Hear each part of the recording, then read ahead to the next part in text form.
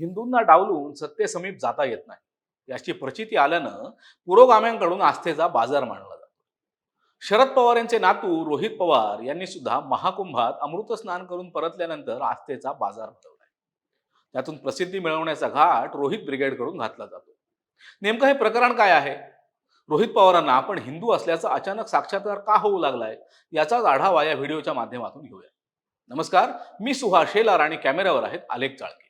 सनातन धर्माच्या रूढी परंपरावर अत्यंत खालच्या पातळीत विधानं करून झाल्यानंतर रोहित पवार थेट दिसले ते महाकुंभमेळ्यात. ब्रिगेडींचे शिरोमणी थोरल्या पवारांच्या नातवाला या पवित्र स्थळी पाहून अनेकांना आश्चर्याचा धक्काच बसला. आयुष्यभर पवारांनी हिंदूंना अंधश्रद्धाळू म्हणून हिणवलं आणि पुरोगामित्वाची हिरवी शाल पांघरली. पुढे त्यांच्या राजकीय वारसदारांनी सुद्धा तीच री ओढली. विशिष्ट धर्मीयांच्या मतबेगमीकरता गालीचे अंथरले.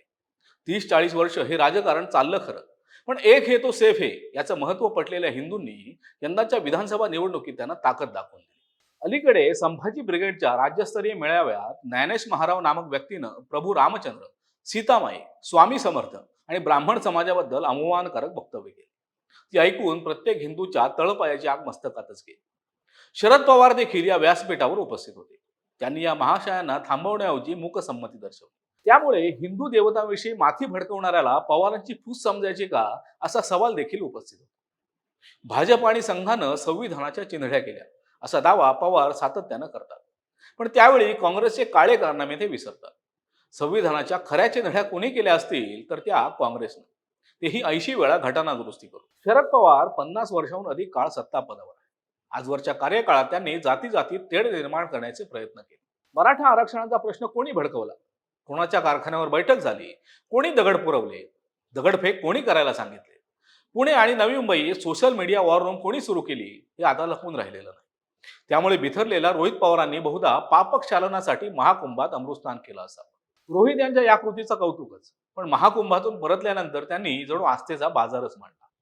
सपत्नीक अमृतस्नान केल्यानंतर रोहित पवार यांनी 15 बाटल्या गंगेचं पाणी सोबत आणलं. त्याबाबत त्यांनी सोशल मीडियावर पोस्ट देखील शेअर केली. मात्र हे पाणी छोट्या छोट्या बाटल्यामध्ये भरून ते आता मतदारसंघात वाटत फिरत आहे. त्याबद्दल आक्षेप घेण्याचं काहीच कारण नाही, परंतु त्या बाटलीसोबत स्वतःचा भला मोठा फोटो छापलेलं पत्रक देखील ते वाटत. त्रिवेणी संगमातील पाणी प्रयोगशाळेत तपासा अशी मागणी शरद पवार समर्थक करत असताना रोहित पवार मात्र त्याच पाण्यावर राजकारण शिजवत आहे. रोहित ब्रिगेडने महाकुंभमेळा या नावानं एक गिफ्ट पॅक बनवलाय. त्यात एक बाटली गंगाजल, रुद्राक्षमान, त्याला डमरू त्रिशूळाची जोड आणि रोहित पवारांचा भला मोठा फोटो असलेले पत्रक अशा ऐवजांचा समावेश आहे. या पत्रात रोहित पवार यांना कुंभमेळ्यात आलेले अनुभव छापण्यात आले. विशेष म्हणजे गिफ्ट पॅकवर रोहित राजेंद्र पवार असं ठळक अक्षरात लिहून भगवे उपकरण परिधान केलेले फोटो प्रसिद्ध करण्यात आले. हे गिफ्ट पॅक त्यांच्या मतदारसंघात वितरित केलं जातं. त्यासाठी यंत्रणा देखील कामाला लागली आहे.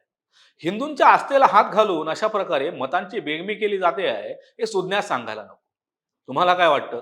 रोहित पवारांच्या या कृतीनं हिंदू समाज त्यांच्या चुका पदरात घेईल का? तुमच्या प्रतिक्रिया आम्हाला कमेंट बॉक्समध्ये नक्की सांगा. हा व्हिडिओ आवडल्यास लाईक करा आणि महा MTBच्या YouTube चॅनलला सबस्क्राईब करा. धन्यवाद.